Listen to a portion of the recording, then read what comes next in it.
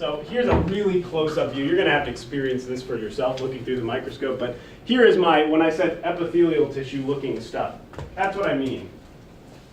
Purple nuclei, pink cytoplasm, looks like some cells, right? Pretty familiar looking. A lot of tissue looks kind of like this. Posterior pituitary, it can be as light as what you see on the right, but generally it's going to be something like this. Far fewer nuclei, much lighter stain. So if I bounce back here, that one's just a little bit darker than that one on the left. And it's that contrast is all you really need. Your slides are always going to have both there for you. So you're going to see, oh, one's dark, one's light. So just practice with that and you'll be fine. Oh, and those things on the bottom right, those are actual tracks. Those are axons. So if you happen to stumble upon something like this, like little slits or little streaks, that's actually what those are. And they're not evenly distributed. That's actually the hypophyseal tract that you've stumbled upon. All right, here's the adrenal gland again. Just tell me you're looking at the adrenal gland. It's a tough one.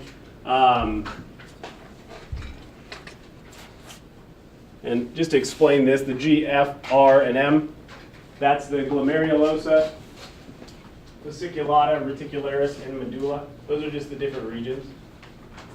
But all I want you to do is familiarize yourself with these. And I want to mention, it says it in your lab manual, but I'll mention it now. I do want you to be able to pick out all of these organs on our models also, which is not that hard, but make sure you take a look at the models today. The thymus is only in the back. I'll just mention it now. Only on the 3/4 height person. Thymus is a place where immune cells, it's a training camp for white blood cells. That's basically what the thymus is. It sits right on top of the heart's great vessels. It gets smaller with age, so those of you who will work with cadavers in the future, you'll one of two things. They either won't be there, because cadavers tend to be old, but also a lot of these adrenal glands and thymus, it looks like fat, so sometimes people just cut it out by accident. So if you're dissecting with a group, they'll be like, where is it? They don't have one.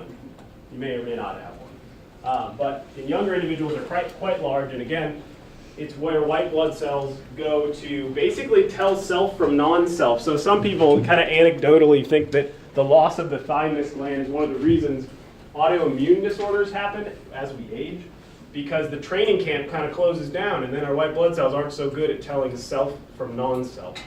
But we'll talk about that a little more in 2 weeks when we get to the blood.